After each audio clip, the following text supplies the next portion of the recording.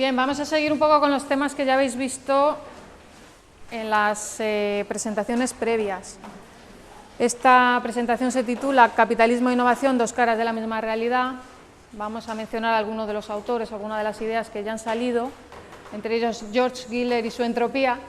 Así que Paco ya nos dirá por qué está errado o dejado de errar esa parte. En todo caso, simplemente vamos a traer a colación el concepto para aplicarlo para otro objetivo que es el que yo busco, ¿no? Más allá de todo el desarrollo teórico que haya hecho este autor sobre esa idea, ¿no? En todo caso, capitalismo e innovación, dos caras de la misma realidad. La primera pregunta que os hago, o que os quería hacer, es ¿por qué soy liberal? ¿Por qué sois vosotros liberales? Generalmente hay un cierto grupo de causas o de argumentos que nos llevan a significarnos como liberales frente a otras opciones. Habrá otras personas tipo Bastos que dirá que él respondería por qué no soy liberal, pero bueno, yo para un poco incluir a todo el mundo en la acepción, ¿qué tipos de argumentos más o menos echaríais mano, ¿no?, para justificar que seáis liberales? ¿Qué clases? Tampoco a nivel muy de detalle, pero ¿cuáles serían? Porque no sé qué es lo mejor para los demás. ¿Alguna más? Porque no me gusta que me digan lo que tengo que hacer. Vale. ¿Más? Porque nadie sabe qué hacer con tu vida mejor que tú.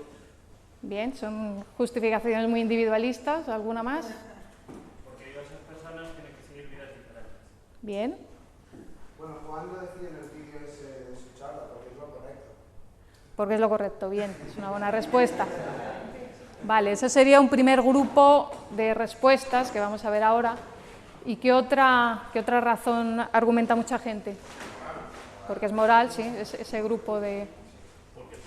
Porque funciona es la otra, ¿no? Es decir, yo creo que más o menos tendríamos un grupo de causas o de justificaciones que se englobarían en la parte más moral y en la otra más utilitarista de por qué funciona, ¿no?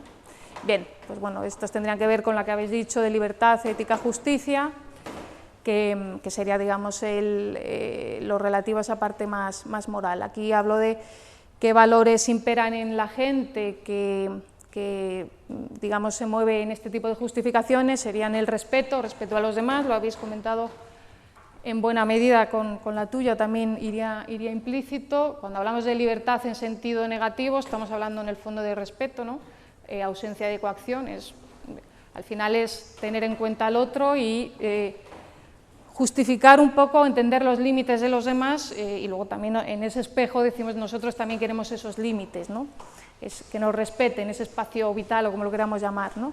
Entonces, bueno, generalmente el liberalismo muchas veces se le ataca de ser egoísta y todas estas cuestiones, pero yo creo que la parte del respeto es esencial.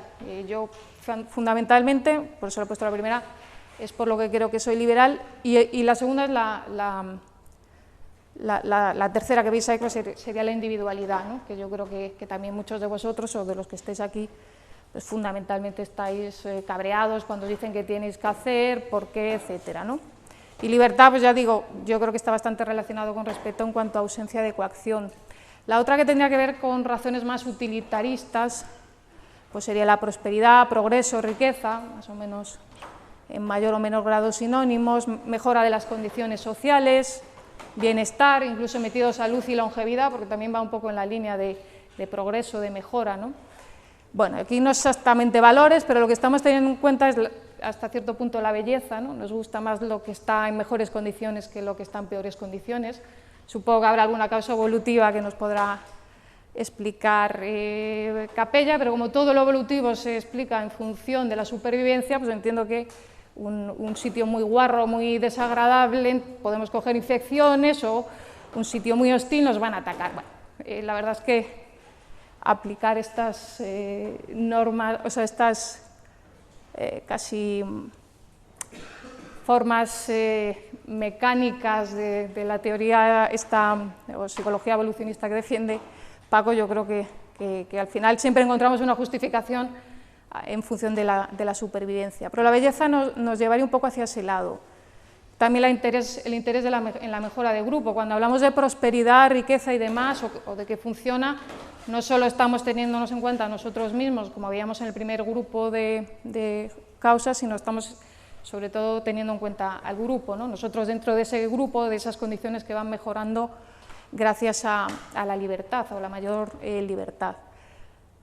En ese sentido, mi siguiente pregunta es si estos objetivos son contradictorios. Hace un par de años Walter Castro dio una conferencia muy emotiva con la que se cerró la Universidad de Verano entonces, sobre por qué el liberalismo es esencialmente una cuestión ética, ¿no? Es decir, se ceñía o se centraba en el primer grupo de justificaciones, y en el turno de preguntas sí se le dijo, bueno, yo dependiendo muchas veces del foro en el que estoy, no sé si apelar a argumentos puramente éticos o a la parte más de prosperidad, mejora, etcétera, de las condiciones.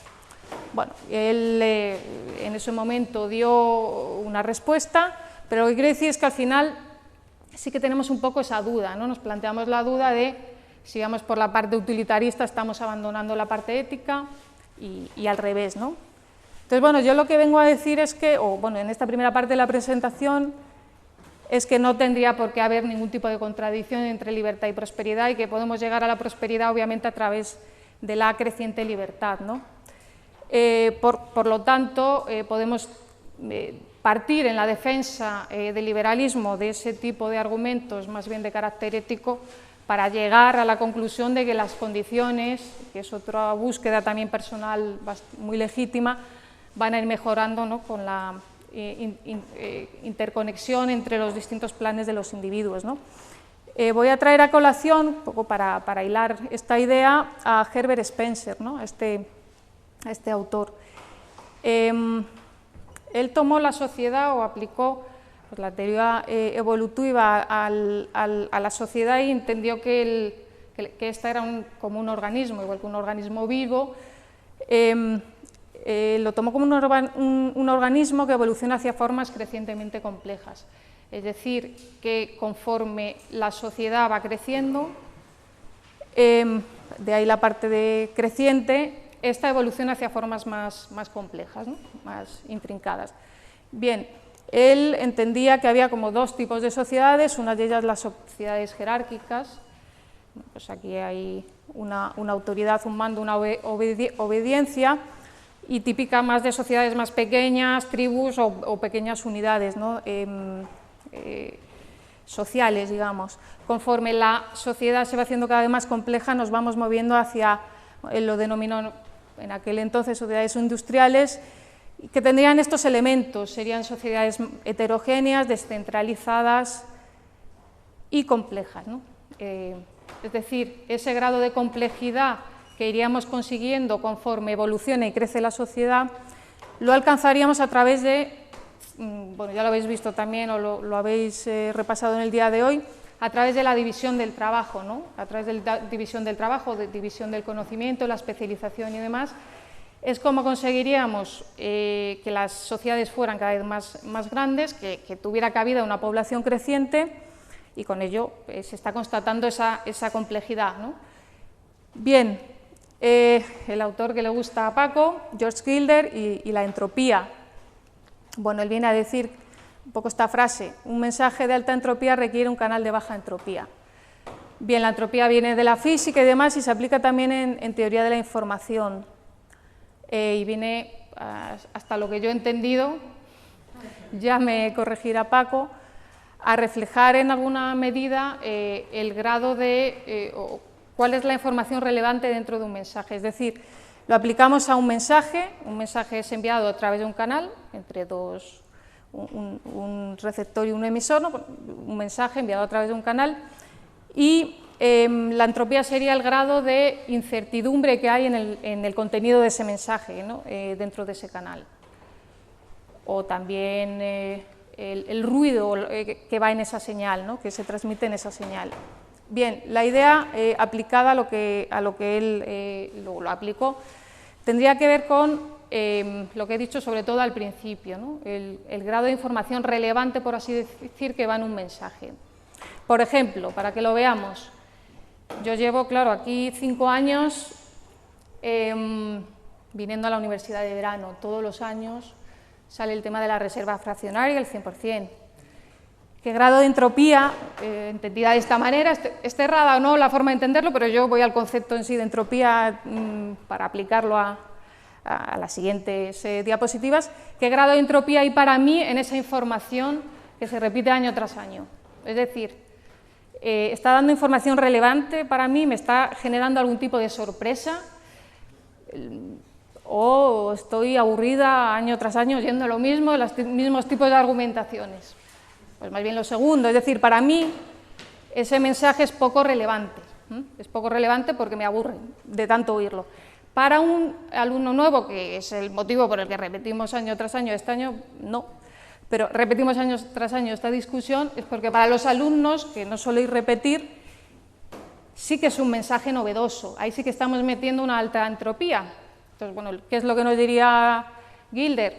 Necesitamos en la economía mucha entropía, ¿no?, que vendría aplicada al tema empresarial, bueno, pues de toda una serie de informaciones que sean novedosas, que nos produzcan algún tipo de sorpresa y que sean susceptibles de ser utilizadas por las personas para aplicarlas en distintos cursos de acción diferentes, en distintos cursos empresariales. Esto nos lleva un poco a la economía, a la competencia perfecta, por ejemplo, ¿no? La competencia perfecta, todo el mundo hace lo mismo, de la misma forma, los bienes son los mismos, todo es conocido, ahí habría baja entropía, ¿no? Y es lo que defienden muchos economistas, baja entropía en ese aspecto. Lo que vendría a justificar un austríaco o algún autor que vea la economía de forma más dinámica es que lo que hay sobre todo en las economías complejas que hemos visto, donde hay una alta división del trabajo, etcétera, información creciente que, digamos, entra en el sistema y que es susceptible de ser utilizados por todos para crear nuevas cosas, ¿no? Bien, entonces él obviamente se decanta por esta idea de una alta entropía y de ahí que veamos un mensaje de alta entropía es lo que se necesita en la economía. Entropía alta en el ámbito empresarial, dentro de ese mensaje, novedad, sorpresas, bits inesperados, información invisible, incluso cosas que parece que no son relevantes y que un empresario avispado dice, de aquí puedo yo sacar una buena idea para ponerla en práctica, ¿no? Y es una idea invisible para otras muchas personas que no han tenido esa ocurrencia. En cuanto a la parte de canal de baja entropía, tiene que ver con el elemento sobre todo institucional. Para que tenga éxito y fluya dentro de la propia economía y sea susceptible de ser utilizada para el bien de todas esas personas que lo descubren y luego de todos los que usan esos descubrimientos gracias a los bienes y servicios que entran en el mercado, necesitaríamos desde el punto de vista institucional una entropía baja, es decir, una regulación, una intervención por parte del sector público baja. Es un poco también de lo que ha estado hablando ahora José Ignacio, regularidad en las leyes, que se respeten los contratos y la propiedad privada, una política fiscal no limitante, no confiscatoria, no cambiante de manera arbitraria, instituciones evolutivas que se permita que se lleven a cabo, la palabra dada, el honor, en fin, todas estas cosas, o estabilidad monetaria también es muy importante, ¿no? Entonces necesitamos alta entropía, mucha gente poniendo a funcionar sus mentes y creando nuevas ideas en la economía, y baja entropía en lo que se refiere al canal por el que fluyen esas ideas hacia los distintos seres humanos. Bueno, esto nos lleva mucho a otro autor que conocemos bien, que es Jesús Huerta de Soto. Lo hemos puesto ahí con una postura muy visceral, porque él es así, es muy vehemente y como siempre está vendiendo un libro, ¿no? Probablemente traducido a algún idioma extraño. Bueno, el conocimiento es la clave. Esto es algo en lo que incide Jesús Huerta de Soto, este autor Gilder, evidentemente también. El libro es Knowledge and Power, tiene que ver con el conocimiento.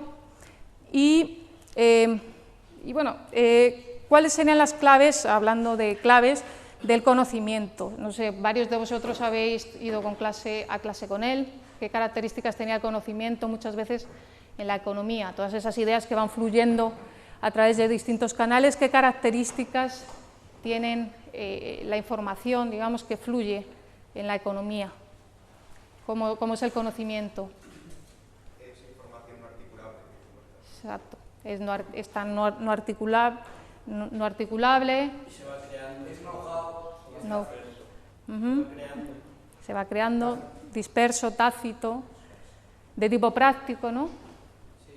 Bien, tiene varias, ¿no? Privativo, que es particular, disperso, está disperso en las distintas mentes, no todos tenemos el mismo tipo de conocimiento, tenemos nuestras experiencias propias, nuestra forma de ver la vida y de inteligir las cosas de manera diferente, de carácter práctico son muchas de ellas, y en ese sentido no fácilmente articulable, y lo mismo tácito, ¿no? Que no, ¿sí?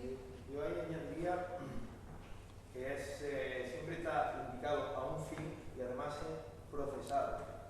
Sí. Muchas veces Sí, la información, sí. información o conocimiento ajeno Sí. y actuamos como simplemente un espejo, es decir, nosotros no estamos creando nada, simplemente decimos lo que hemos escuchado de otro autor, de otra persona, de cualquier experiencia, simplemente transmitimos. Y luego hay otro, lo de emplearlo a un fin, que tal vez podemos meterlo en práctico, como se dice ahí, porque muchas veces aprendemos algo pero no lo utilizamos. Ya. Entonces nuestro cerebro tiende a olvidarlo, es decir, al final no estamos procesando el conocimiento, simplemente la información entró, pero no se ha procesado. Por lo tanto, en mi opinión, creo que siempre deberíamos incidir en que el conocimiento Orientado a un esté fin, ¿no? procesado y aplicado a un fin. Sí, exactamente. Dentro de todos los datos que pueda haber por ahí dispersos, por ejemplo en Internet o en cualquier otra fuente, eso de alguna manera se cuece y se transforma en información, y ya cuando la persona integra eso y lo utiliza para algo práctico ya se transformaría en conocimiento propiamente, ¿no?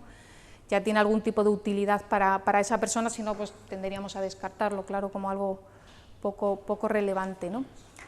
Bien, hemos dicho con Spencer que tendemos a la complejidad y que dentro de esa tendencia a la complejidad es clave la división del trabajo, la división del conocimiento y la especialización. Esto también nos lo ilustra en el mismo libro de Socialismo, Cálculo Económico y Función Empresarial, Huerta de Soto, a través de los stickmen estos o los monigotes que él emplea, y que más o menos nos dice algo parecido a lo que hemos visto en Spencer, porque él aquí dibuja la evolución del tiempo praxeológico, y lo que nos dice Spencer es que con el tiempo, conforme ya crecen las sociedades, entra nueva gente, vamos hacia formas más complejas, y esas formas más complejas son gracias al libre intercambio y a la especialización, ¿no?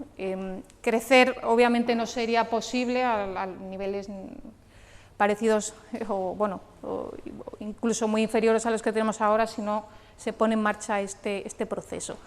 En lo que Huerta de Soto lo que aquí quiere ilustrar es, bueno, aquí tendríamos unidades grupales relativamente pequeñas, pues aquí estaría el grupo A, aquí estaría el grupo B, dos tribus por así decir, y el tipo de conocimiento que tiene cada uno de los integrantes de esa tribu es muy parecido. Bueno, hay una pequeña división del trabajo grupal, pero vamos, se repite bastante el conocimiento pues, básico pues, para alimentarse o para abrigarse, en fin, y una supervivencia mínima, ¿no? Entonces, es un tipo de conocimiento muy repetitivo y que no genera demasiada entropía, si lo queremos ver así, o demasiada sorpresa, ¿no? Pues por generaciones y generaciones todo el mundo más o menos haciendo lo mismo, ¿no? Aquí, conforme evoluciona la propia sociedad, bueno, pues se empieza a ver intercambios y seguimos teniendo estos dos grupos separados. Aquí bueno, se enciende una bombilla y entienden estos dos grupos, el grupo de la izquierda y el grupo de la derecha, que dividiendo el trabajo, el conocimiento y cada uno especializándose en una parcela y luego intercambiando, van a obtener algún tipo de ventaja, ¿no? Bien, y es lo que finalmente hace, y conforme bueno, pues, todavía la población crece más, esta división del trabajo o del conocimiento, a Huerta de Soto le gusta decir el conocimiento porque es el elemento clave, ¿no? Para él en la economía, el conocimiento, las ideas. Bien, bueno, pues la parte del conocimiento se va haciendo cada vez más complejo, y el tipo de conocimiento que posee cada uno, tipo de conocimiento G, tipo de conocimiento FA, tipo de conocimiento EF, bueno, vemos que cada vez es más lo que vamos a encontrar conforme avanzamos en el proceso de especialización, es que las personas cada vez están más formadas en torno a una materia, es decir, su formación es muy intensa en torno a algo, pero ese algo es relativamente estrecho. Es decir, ya no sabemos de todo, como sabían estos de arriba, sino que este señor es muy listo, lo que queramos, pero sabe solo de G, mientras que este sabe de A, B, C, D. Es decir, viene un cataclismo, este va a saber sobrevivir y este hombre no. Y no va a saber sobrevivir porque ahora estamos muy interconectados todos. Nosotros, uno sabe de una cosa, el otro de otra, el otro de otra, Esto va a traer una serie de ventajas evidentes en la productividad y demás, pero claro, somos muy interdependientes, ¿no? Si por lo que sea se rompen esos lazos, esos intercambios, bueno, y lo sabemos nosotros mismos, pues sabemos mucho de una cosa, que si yo tengo que volver a cuestiones más básicas no sabría hacerlo, ¿no? Bueno, la extensión de la sociedad, extensión de la especialización, vamos a hacer una mayor heterogeneidad y complejidad. Y esa complejidad la conseguimos ya, lo vamos viendo a través de un esquema similar a este. Habrá más creación y creatividad, gracias a que cada uno se puede centrar en una única tarea, desarrollarla, mejorarla. También se van a beneficiar de que otros pues, estén introduciéndose en otras áreas de conocimiento y yo a su vez adquiera eso como input y me dé a mí más valor, ¿no? Yo pierdo menos tiempo en cambiar de tareas o en tener que aprender otras cosas en las que soy poco productivo, en fin, toda una serie de justificaciones que dan lugar a que seamos más productivos, que haya más producción global, etcétera. Bueno, esto sería, no quiero entrar en ello, pero sí que quería un poco centrarme en esta parte de la izquierda, mayor complejidad, división del trabajo, división del conocimiento y demás. Bueno, aquí nuestra impagable deuda con el nerd, con el raro. ¿Por qué me refiero a esto? Bien, precisamente por lo que acabamos de ver antes. Con la especialización y la división del trabajo, y lo hemos visto con ese señor que estaba en la parte final de ese desarrollo evolutivo de la sociedad, veíamos que sabía solo de G, pero ahora G va a tener valor en la economía porque se va a integrar complementándose en otros planes de otros seres humanos que están en el proceso empresarial, en los procesos empresariales. Y de repente este señor, o muchos señores, que en una pequeña tribu son absolutamente descartables porque no son demasiado raros, o a lo mejor es una persona muy estudiosa, pero bueno, sí que hay cabida siempre, ¿no? para ellos, pero en menor medida, un tipo raro, un tipo que se encierra en sí mismo, una especie de casi gente medio autista y demás, o Aspergers, que son los que en mucho grado la revolución que ha habido en el ámbito de la informática, de Internet, ha venido de gente con ese tipo de rarezas, ¿no? Y siempre hacemos chistes con ese tipo de persona, pues en sociedades de estas serían el raro al que le darían la patada porque ni sabe cazar, ni sabe cocinar, ni sabe producir nada de lo que realmente es útil en esas sociedades tan sencillas.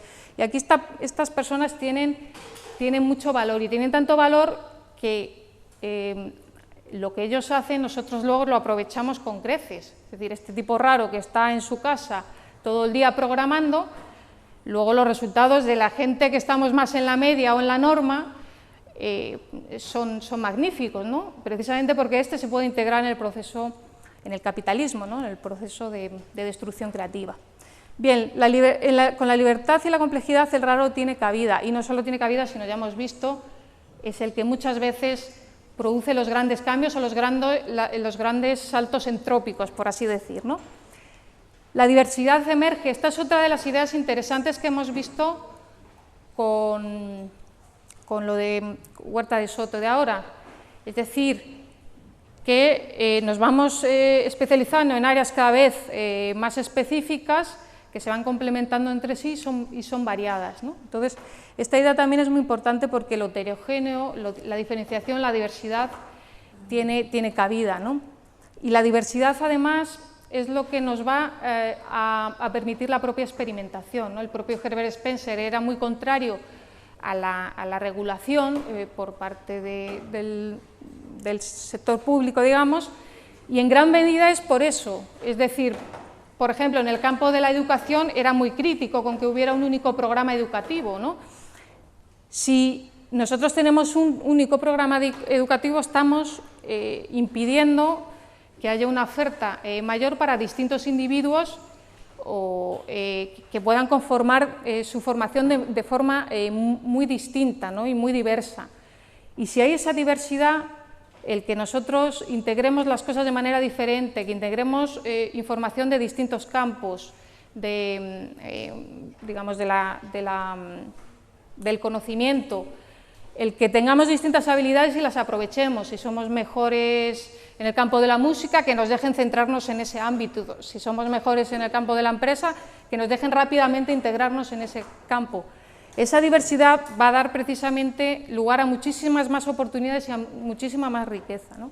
Entonces, el tema de la diversidad es especialmente interesante para la entropía, para generar entropía e información que nos puede parecer caótica, pero que no lo es. Muchos individuos con inputs diferentes, con intereses diferentes y con outputs también diferentes porque su mente funciona de manera diferente, ¿no?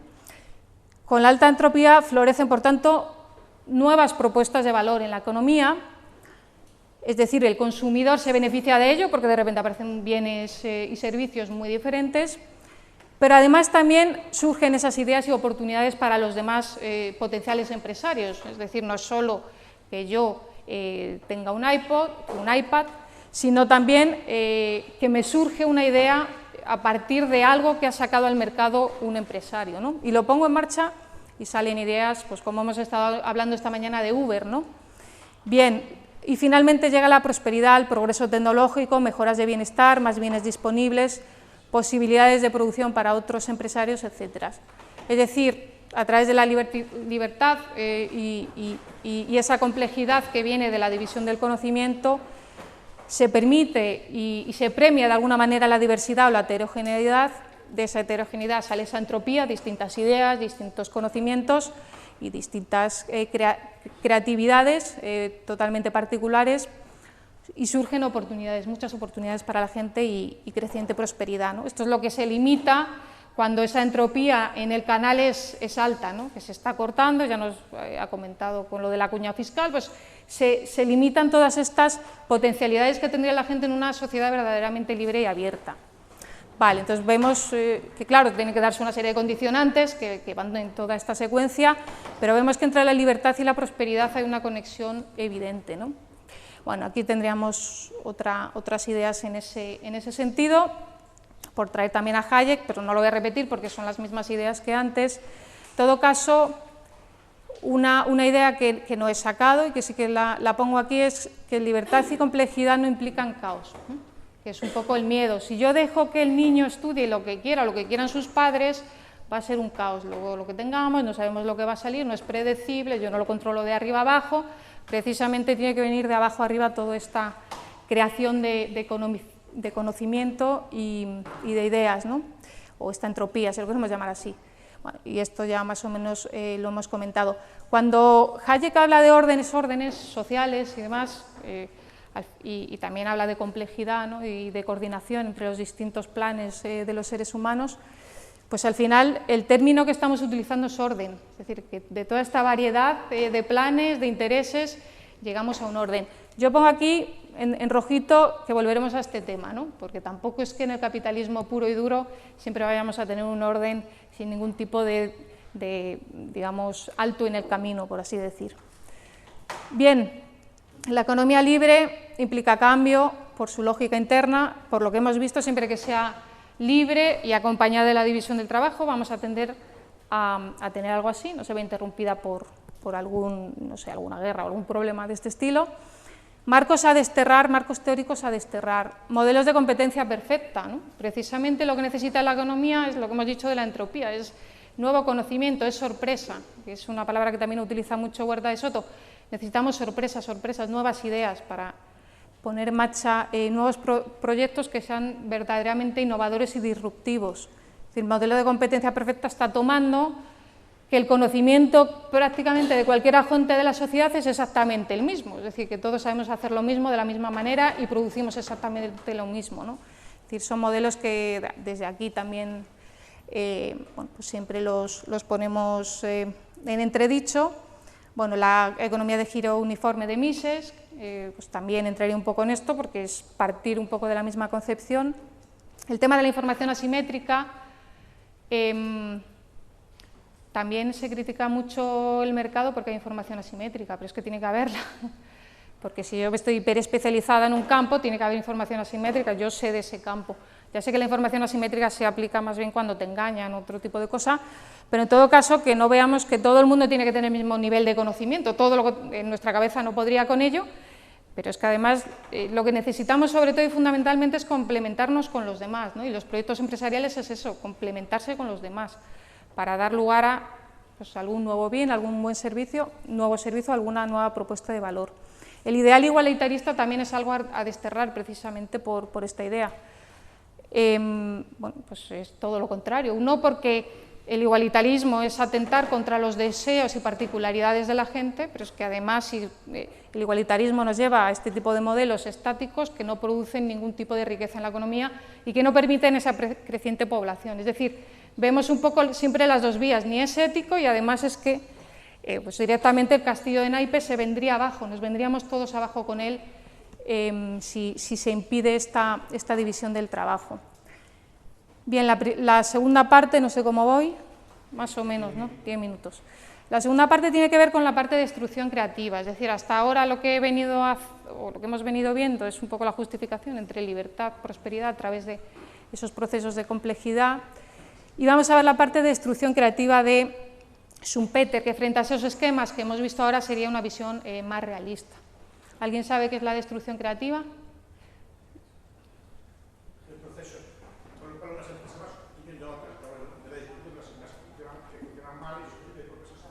Eso es.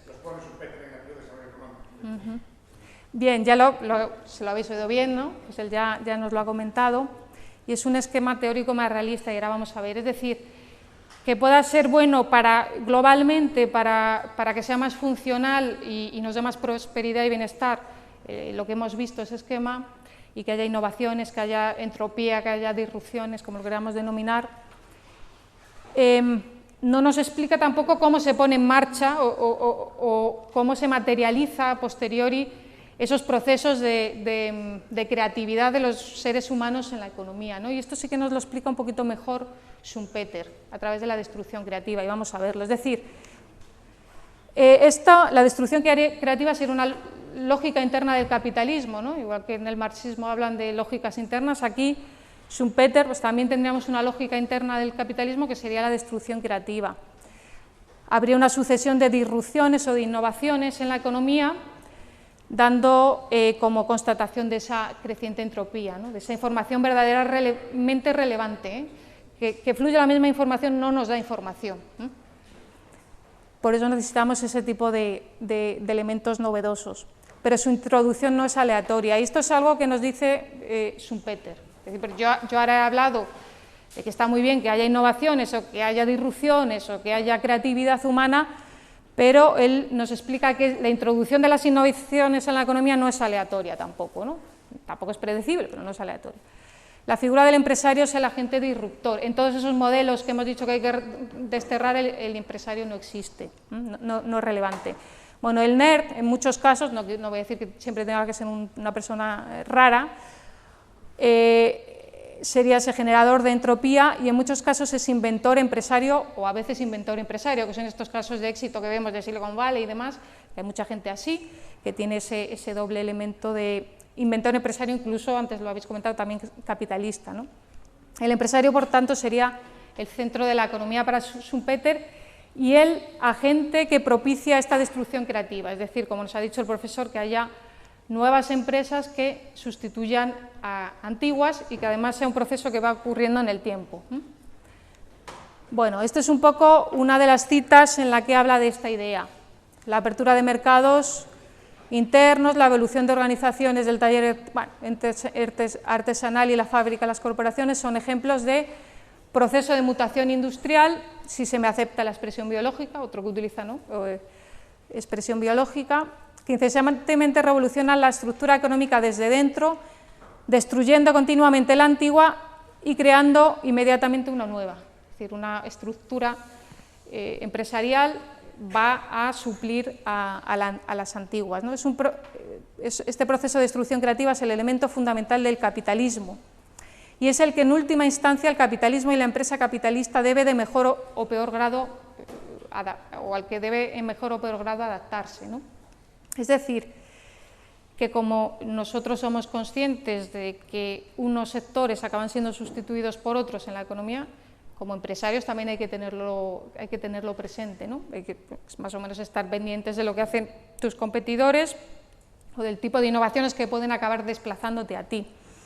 Esto también tiene otra, digamos, vertiente, y es que los individuos, las personas, que en ese entramado que hemos visto de división del conocimiento a través del dibujo de Jesús Huerta de Soto, como está tan hiperespecializada, en el momento que el sector en el que yo estoy especializado deja de tener valor porque es sustituido y desplazado por otro, de nuevo lo de Uber y los taxistas que veíamos esta mañana, de repente yo tengo que ver qué hago, ¿no? Y este es uno de los argumentos por los que el capitalismo, aun cuando pudiera no ser intervenido, que nosotros es un poco la argumentación que siempre damos, es que está muy regulado, usted tiene completamente regulada la empresa y entonces usted está generando crisis. Bueno, pues aún así, que sepamos que este tipo de crisis sectoriales, por lógica interna del capitalismo, los vamos a tener. ¿Y por qué? Bueno, brevemente, él aquí está hablando de innovaciones. El tipo de innovaciones que podemos tener en la economía y que van a acabar implicando que unos sectores desplacen a otros serían unas de ellas, según también Schumpeter, relativas a producto, un nuevo producto, un nuevo mercado, ¿no? Un nuevo producto desplaza a otro, pues el corcho sintético o no sé, con el material exacto para el vino, pues a los portugueses les va muy mal para su corcho, la producción de corcho que ellos tienen, y de repente una disrupción para una gente que tiene ahí una forma de vida, está acabando minando. Esto genera toda una serie de problemas sociales, algaradas y todo lo demás, ¿no? Pero es un poco lo que encontramos, nuevo producto, un nuevo mercado, ya sea porque llegamos a un mercado al que antes no llegábamos, o ya sea porque llegamos a un nuevo nicho de mercado dentro del mismo ámbito geográfico y somos capaces de darle una vuelta al producto para que llegue a un mercado al que antes no llegaba, ¿no? Esto pasa muchas veces, que muchos productos, bueno, siempre se dice lo de los cubiertos, que primero llegaron a las clases, a las élites o a ciertas clases más altas y luego al final se acaba extendiendo, ¿no? De repente encuentras un nuevo mercado, si tú consigues que todo el mundo se civilice y coma con cuchillo y tenedor, pues tú como vendedor vas a encontrar un mercado enorme. Antes era un mercado más restringido, pues es otra innovación, relativas a factores, algún nuevo método de producción, el acceso a un nuevo recurso que antes no tenía y que por tanto era más barato y puedo incorporar y por tanto puedo producir o algo que antes no podía o puedo producir de manera más barata lo que ya producía, o una nueva forma organizativa. Es decir, siempre vemos que las innovaciones tienen que ver o con el producto final, alguna nueva forma, alguna nueva vuelta que yo le doy al producto o algo relativo a cómo yo produzco ese bien, ¿no? Es decir, de repente lo abarato mucho y lo pongo al mercado de forma masiva, como nos está ocurriendo, no sé, aquí estamos grabando cositas con nuestros límites técnicos y demás, y es porque se han abaratado enormemente los productos. Con la experiencia seremos un poquito mejores produciendo, pero es que antes el acceso a ese tipo de bienes y el acceso luego al mercado posterior, que lo veis a través de nuestra página web, etcétera, era simplemente imposible, era prohibitivo, ¿no? Entonces, bueno, aquí vamos viendo que surgen todas estas novedades. Bien, para acabar, o más. ¿Por qué tenemos ese proceso de destrucción creativa? Esta gráfica supongo que muchos de vosotros la habéis visto, y es el típico ciclo de vida de una tecnología al final se replica para un producto, siempre solemos dividir la introducción o la difusión de una tecnología en función del público al que acaba llegando. No todas las tecnologías o todos los productos o todas las industrias acaban teniendo éxito, muchas de ellas pues languidecen o perecen aquí, ¿no? Es decir, yo saco el producto, lo compran 4 flipadillos, que serían los que conforman estos dos primeros fases en la introducción de un producto, que serían los innovadores y los primeros seguidores. Bueno, pues lo utilizan 4, lo prueban, pero aquello no se convierte en una especie de efecto red que acabe haciéndolo llegar a nuevos núcleos de población. Bien, luego el producto va llegando conforme es adoptado crecientemente por la población a lo que llamaríamos la mayoría, en español, bueno, temprana, luego la tardía y luego los rezagados. Bueno, Obviamente aquí ya empieza a entrar la masa, luego vienen ya digo, la mayoría tardía, que a partir de aquí es gente ya más conservadora. Esto lo hemos visto con los móviles inteligentes, los primeros flipadillos se compraban los primeros iPhone, luego ya cuando tal, pues los iPhone, pero también los Samsung, o los que salieran un poquito después. Ya conforme han ido entrando los chinos y se han abaratado todos los costes, e incluso el WhatsApp probablemente haya sido determinante para ello, se han empezado a incorporar a esta tecnología a otros, ¿no? Es un poco lo que vamos viendo. Bien, este sector, ya he dicho, y esto quiere decir abismo, en el momento en que saltamos este abismo y efectivamente llegamos, vemos que esa tecnología acaba teniendo éxito, estas fases, en cuanto a beneficios, ¿cómo serán en la introducción de este producto o de tecnología o el smartphone? ¿Cómo serán los beneficios o las rentabilidades de las empresas que estén siendo líderes en ese momento? Muy altas, ¿no? Muy altas. De repente este sector empieza a tener éxito, ¿no? Bueno, pues obviamente empieza a traer varias cosas. Uno, a tener beneficios. Esto atrae a otros empresarios. No voy a estar en un sector que languidece, yo me voy a meter en un sector que tiene aparentemente potencial. Atrae mucho capital. Si hay además una expansión crediticia, va a traer seguramente también mucho crédito, de una forma u otra. Es decir, y también otro elemento importante del que he hablado, mucha especialización. Es decir, la gente, los jóvenes dicen, esto de la informática parece que tiene sentido, se gana dinero ahí, o yo puedo poner en marcha lo que mi mente está pergeñando, entonces me meto aquí, ¿no? Y empieza a atraer a mucha gente. Todos esos elementos los podemos llegar a tener. Pero llega un momento en que empezamos ya digamos a llegar a la mayoría, y además llegamos a saturar el mercado, o primero entramos en un mercado en madurez, es decir, donde los crecimientos ya no son tan significativos, sino que esa gráfica no está dibujada, porque esto es la distribución y acumulado pues sería así, ¿no? Es la típica gráfica que no puedo dibujar, pero es así. Entonces llega un momento que sí, aquí hay crecimientos muy significativos, pero llegamos a un momento de madurez en esa industria, ¿no? ¿Qué pasa con los beneficios en ese momento? Pues que los beneficios en ese momento empiezan a caer, ya no son tan llamativos. Muchas veces se ha sobreinvertido en esos sectores, ha traído mucho capital, ha traído mucha especialización. Además, pues muchas generaciones dicen, es que a mí ya lo que hacían mis padres o en lo que ellos se especializaron, esto me aburre, yo quiero hacer algo nuevo, ¿eh? Entonces, llega un momento que ya no son tan atractivos esos sectores, simplemente porque los sectores al final tenemos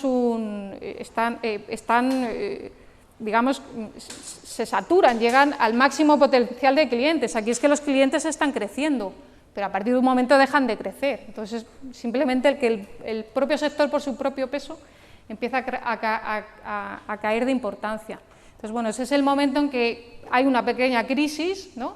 Porque estábamos atrayendo capital y demás, que ahora no va a tener las rentabilidades que esperábamos en la época de auge, y bueno, pues los nuevos, también lo que he dicho del cambio generacional, etcétera, va a hacer que los jóvenes busquen otras cosas y busquen cosas nuevas, dado que esos sectores ya están un poquito decadentes, ¿no? Entonces, esta es un poco la explicación o lo que justificaría la destrucción creativa de Schumpeter, ¿no? Llegamos a un momento que el sector madura e incluso que el sector entra en declive.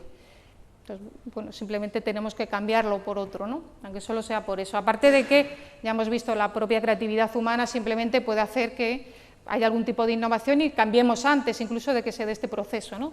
Pero esa idea es interesante tenerla en cuenta, ¿no? El tema de que las rentabilidades en algún momento bajan y ya no tienen el mismo atractivo y no pueden atrapar la misma cantidad de especialización que antes. Bien, él habla de la destrucción creativa y lo aplica a sucesiones de olas de innovaciones, y dice que cada ola de innovación en el tiempo pues, ha estado caracterizada por algún tipo de innovación tecnológica. Aquí no se ve muy bien, pero bueno, tampoco quiero entretenerme, pero para que veáis, ¿no? Entonces, tendríamos crisis, épocas de bonanza, de riqueza, de creación, saturación, otra vez crisis, y así vamos cambiando entre las sucesivas olas de innovaciones. Según esta teoría, por tanto, habría crisis igualmente, es decir, aunque no haya el elemento crediticio, el propio hecho de que muchas veces un sector atraiga mucha gente, mucha especialización y eso deje de tener sentido en la economía, pues tenemos que reajustarnos, ¿no? No estamos con la capacitación suficiente para reajustarnos a algo que están haciendo, ¿no? De repente esto están haciendo y en las primeras fases de introducción no puede asumir o absorber a todos los que están perdiendo empleo en el otro nivel, ¿no? O sea, es un proceso, bueno, pues algo doloroso, ¿no? Un poco en Silicon Valley, aquí vemos las distintas olas que pueden haber caracterizado la evolución de Silicon Valley, es un poco esa idea, pues la defensa, ¿no? Que es circuitos integrados, computador personal, internet, social media ahora, en fin, redes sociales y demás, ¿no? Ahí vamos viendo un poco esa aplicación de la destrucción creativa incluso en Silicon Valley, ¿no? Porque esto al final hay mucha...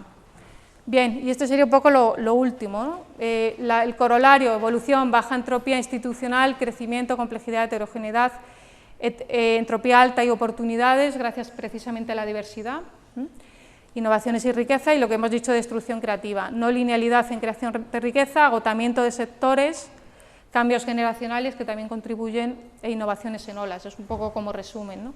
Cuestiones no abordadas, aceleración de innovaciones y singularidad, que a lo mejor Paco, zafarnos del poder estatal a través de la innovación, esta es una pregunta recurrente, casi os la hago yo a vosotros, y capitalismo y crisis, no hay caos, ¿no? Yo he dicho que surgen órdenes espontáneos, pero ahora acabamos de ver con la destrucción creativa que también tenemos crisis sectoriales, ¿no? que producen dolor, digamos, a la gente, y por tanto son órdenes, pero también tenemos estos momentos de crisis, ¿no? Bueno, y la última es, en el capitalismo hay crisis, como vemos, en estadios previos no habría crisis, que esa sería otra pregunta, ¿no?, que podríamos hacer. Gracias.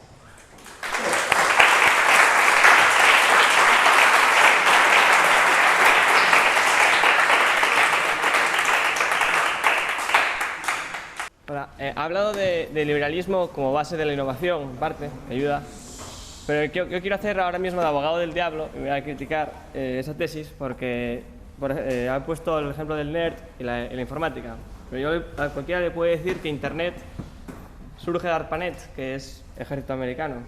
Unix, que es la base de todos los sistemas operativos, salvo Windows, está en Berkeley, y los laboratorios Bell, que es un monopolio, bueno, es una empresa privada, pero es un monopolio público. Lo mismo con el lenguaje de programación C. Transistor, láser, fibra óptica, todo de laboratorios Bell. Todo lo que sale de la NASA es público. GPS, no sé, es infinidad. La web surge en el CERN para compartir papers los científicos. No se podría decir que no es necesario el liberalismo en un régimen socialdemócrata o socialista. ¿Se ha dado tanto o más innovación? No, en todo caso no se ha dado más innovación. De hecho, el libro este de Cornell, sabes tú mejor los datos, pero bueno, él hace un estudio de cuántas innovaciones se han hecho en países occidentales y en países comunistas, y claro, es que es absolutamente... Pero un país occidental es socialdemócrata, no es liberal. Un país occidental es socialdemócrata, no liberal. O sea, entonces, le estoy poniendo ejemplos de empresas públicas que han generado mucha innovación. Entonces, Sí, yo no digo que no pueda venir una innovación tampoco de original o primigenia de algún sitio, pero eso no quiere decir que quien lo pone en valor en el mercado luego es el empresario, y el empresario luego lo evoluciona. Es decir, más allá del origen, que a lo mejor sí que, o sea, que en muchos casos sí que viene digamos, del presupuesto público, por así decir. Es decir, que muchas veces lo que sacan es un prototipo casi de laboratorio o poco evolucionado, y tú eres capaz de integrarlo en procesos productivos de manera complementándolo con otra serie de factores para producir lo que tú quieras, y a partir de ahí le empiezas a dar valor, incluso a evolucionar esa tecnología. Pero tampoco he dicho que no pueda surgir ningún tipo de conocimiento o de innovación de otra manera, ¿no? Generalmente luego quien lo desarrolla, porque tampoco viniendo del Estado tiene probablemente ese objetivo último, pero quien lo pone verdaderamente en valor ya es el sector privado, que si realmente es útil, ¿no? y lo desarrolla. Pero vamos, que tampoco quiero decir que de arriba abajo no pueden surgir cosas, solo digo que es compatible con la libertad hacerlo de abajo arriba y por otro lado que también tenemos cosas positivas o más positivas. Muy rápido, no, ha sido una sorpresa para mí decirte justo eso antes. La charla está genial. Sé que es agresivo, pero quita la palabra entropía de todas partes y sustitúyela por otra. O sea, estás haciendo un poco lo mismo que hace Gilder, la usáis. Entropía en termodinámica tiene un sentido muy preciso. Esto no es nuevo, ya desde el principio de teoría de la información hay una fórmula de cantidad de información que se parece a una fórmula de cantidad de entropía, pero con un menos y un exponencial, cosas al revés. Entonces, en realidad, la información yo es era por la traer a un como autor y sacar la idea más bien de sorpresa. Como digamos, negrentropía. Entonces, no pongáis frente a competencia perfecta o cualquier otro sistema. En algunos sitios que es sorpresas, predecible. en algunos sitios es novedad, en algunos sitios es innovación. Por ejemplo, cuando Gilder dice eso es verdad, pero dicho de otra manera. La innovación es alta, el proceso de producir innovación es altamente incierto, y entonces él habla de alta entropía, olvídate, es altamente incierto, requiere referencias institucionales, jurídicas, legales, altamente, dice, altamente ciertas, estables. Es que con meter la entropía no añades nada y es confusión. Y el tema que acaba de Pablo es súper interesante. El Estado, naturalmente, y las burocracias pueden producir innovación. El problema es cuánta, esos recursos, si los hubiera tenido el mercado, cómo los habría utilizado, cómo mides lo productivo que es el Estado. El Estado tiene publicistas muy poderosos y siempre te vende sus éxitos, pero no te vende los fracasos. No te habla de Solindra, no te habla de los synthetic fuels de los 70. Yo trabajé en la Agencia Europea del Espacio y sé el morro que le echan. Constantemente están produciendo folletos de miren la cantidad de cosas que nos hemos inventado con la carrera espacial. No es cierto que se las hayan inventado ellos y además te las venden una y otra vez como el no va mal. Eso lo ha tratado Rayo y otra gente con el libro este de Mariana Mazzucato, de la innovación y el Estado. Y un último detalle, la innovación no es necesaria. Es decir, se puede vivir sin innovación y mucha gente a veces la evita. ¿Por qué la gente lee un periódico y no otro? Si eres de ABC, eres de ABC. ¿Por qué? Porque quieres a tu columnista, no quieres que te sorprendan, no quieres que te cabreen. Pero la innovación es lo que permite, pues esos cambios, a menudo no les gustarán a unos, a otros sí, que son los que al final mejoras, ¿sí? Pero que hay gente que no la prefiere y es la mentalidad reaccionaria de la que habla esta mujer, la del libro, ay, no me acuerdo del nombre, a ver si luego os lo digo, que habla tiene un libro de innovación contra reaccionarios. Sí, si al final todo el mundo quiere crear de alguna manera un monopolio a través de un conocimiento no compartido por otros, pero una vez que lo adquieres quieres protegerlo a ultranza. Entonces, claro, al principio quieres ser tú el que innova, poder rentabilizar ese conocimiento creciente y con el tiempo proteger esa fuente de monopolio. El libro es de Virginia Postrel y es un poco la mentalidad que acepta la innovación frente a la mentalidad reaccionaria de todo que quiere que siga como está por los intereses o porque no cambien las cosas. Sí, hola, yo quiero rematar el clavo que ha golpeado Paco, lo de la entropía. Yo estudié física, es un concepto que creo que no llegué a entender, es una cosa compleja, es una cosa muy... el teorema de Shannon, yo no sé muy bien qué tiene que ver en este contexto. Pero entonces, ¿Shannon mismo lleva mal el concepto a la teoría de la información? Teorema de ¿O ni Shannon, siquiera Gilder entiende a Shannon? el teorema de Shannon, que me corrija Paco si estoy equivocado, que puede que sí, era básicamente cuántas muestras hay que tomar de una señal para ser capaz de reproducir la señal con fidelidad. Es decir, por ejemplo, una señal de audio tiene una composición de frecuencias y hay que tomar tantas muestras por segundo para que al reproducirlo la señal sea exactamente la que tiene que lo oigas con fidelidad, básicamente. Entonces, no sé hay términos como, no sé, desestructurado, no sé, hay sinónimos que se pueden utilizar. Pero bueno, hecho me gustaría saber si la información poco estructurada y un poco ahí dispersa es el caldo de cultivo de la innovación. Me gustaría saber si crees que los sistemas educativos fomentan ese tipo de caldo de cultivo o si al menos van en la dirección acertada. No sé, a ver, saber qué opinas tú sobre ese... No, claro. Todo lo que vaya orientado a la uniformidad de programas de conocimiento es totalmente negativo, ¿no?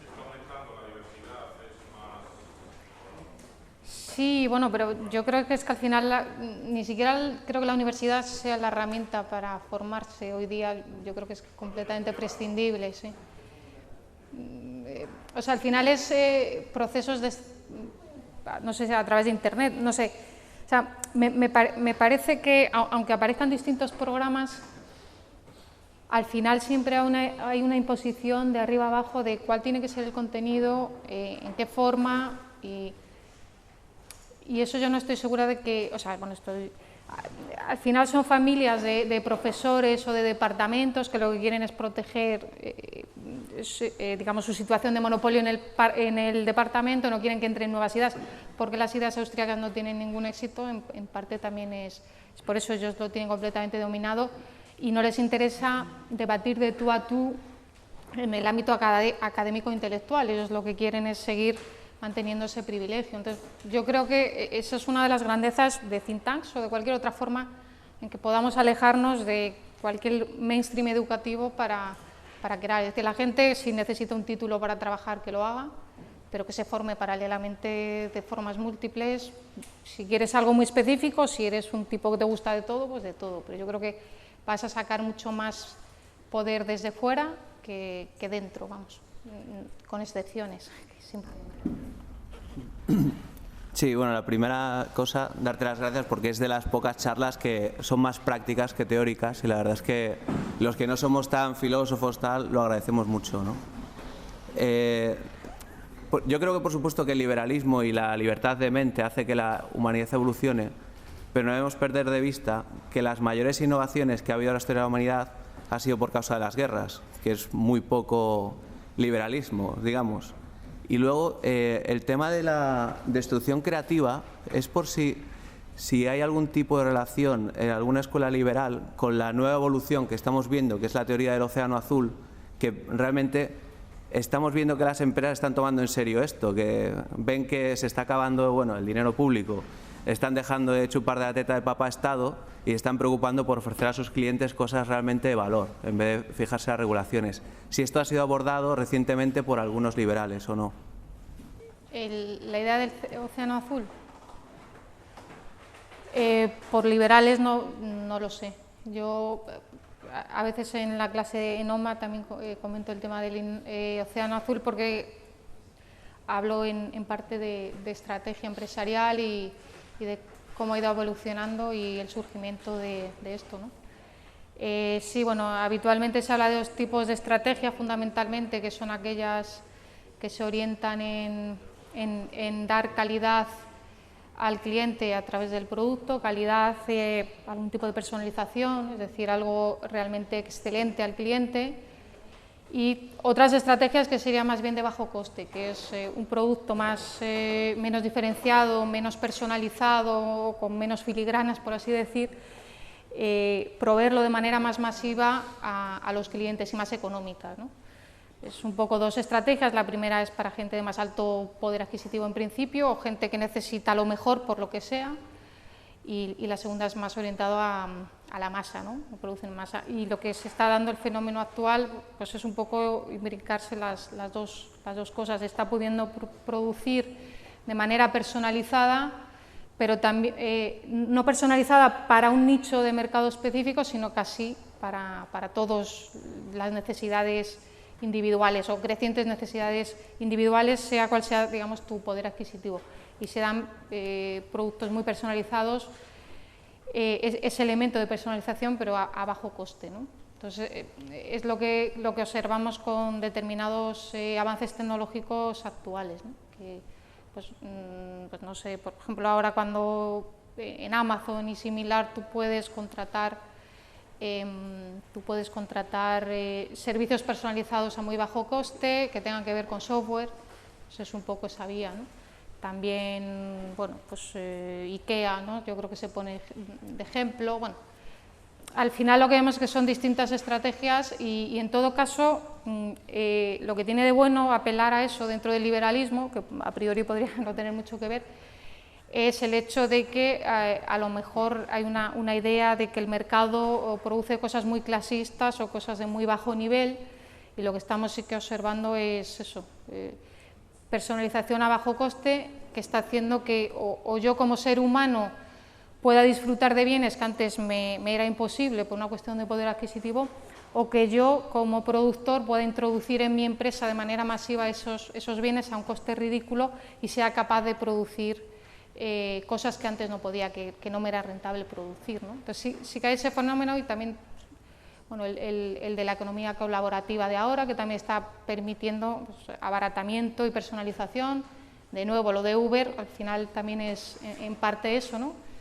Te lo personaliza, te viene el tipo a tu casa o lo que sea, y además a bajo coste. Es decir, sí que está habiendo tendencias a eso, ¿no? Que bueno, para quien quiera haya argumentos un poco demagógicos contra el mercado, pues siempre puede encontrar cosas más modernas, o tendencias modernas que están llevando a eso. Sí, en la charla esta es muy importante porque no tenemos que dejar que nos quiten la innovación. Es decir, la innovación es el principal producto del capitalismo. Eso es una cosa que tenemos...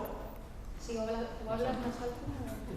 No, que la innovación es el principal logro del capitalismo. Es decir, la diversidad de la que disfrutamos, la tecnología de la que disfrutamos, la abundancia de la que disfrutamos, es causa del capitalismo, de 200 años, es decir, llevamos 100.000 años en la Tierra y solo se ha producido en un determinado momento en una determinada zona. Es decir, si tú te vas a Alemania Oriental, te vas a Rumanía hace 50 años, se te cae el alma a los pies porque te encuentras tecnología estancada, ninguna diversidad de productos.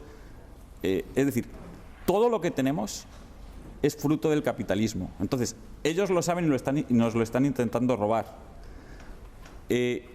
Una cosa es una innovación en un papel o en un laboratorio subvencionado, y otra cosa es hacer accesibles productos tecnológicamente sofisticados, diversos, abundantes y baratos en masa para la gente.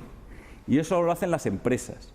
Eso lo hacen las empresas. Es decir, el GPS a ti te vale porque te lo hace una empresa y te cuesta 100 euros. No porque se le hayan gastado no sé cuántos trillones para poner un no sé qué cosa. De hecho, el Estado muchas veces nacionaliza la innovación antes de que el mercado sea capaz de extenderla. Yo tengo un amigo que estaba desarrollando drones en una universidad. Llegó el Departamento de Defensa y le dijo, este es un proyecto que necesariamente tiene que estar en National Security y nosotros lo vamos a gestionar. Y mañana te dirán que el dron lo hicieron ellos. Es mentira. O sea, el dron lo han nacionalizado ellos, lo comprarán ellos, pero cuando nosotros nos beneficie será porque lo distribuya Amazon, porque lo distribuya toda esta gente. Y es lo mismo que pasará con los semiconductores que tú tienes baratos con toda esta cosa. Es decir, si el Estado gasta el 40% de nuestra riqueza en comprar cosas y de esa forma hace que determinadas empresas que ya están desarrollando un producto reciban dinero público y dicen gracias a nosotros tenéis esto, es una aberración. No tenemos que dejar que nos quiten esto porque realmente János Kornai, que venía de Hungría, se quedó sorprendido. Es decir, cualquier persona que venía del mundo oriental y venía al mundo nuestro se quedaba sorprendido de que en cuestión de meses tuvieses caídas o sea, productos tecnológicos diversos, variados, buenísimos, cada vez más baratos y cada vez más abundantes. Y ese es un logro del capitalismo, no es de otra cosa, ni de gasto público ni de leches. ¿De acuerdo? Entonces eso lo tenemos que tener muy claro porque el capitalismo tiene otras cosas malas, es decir, pues produce crisis, echa a la gente al paro cuando viene mal, cuando viene tal, pero la prosperidad es exclusiva del capitalismo.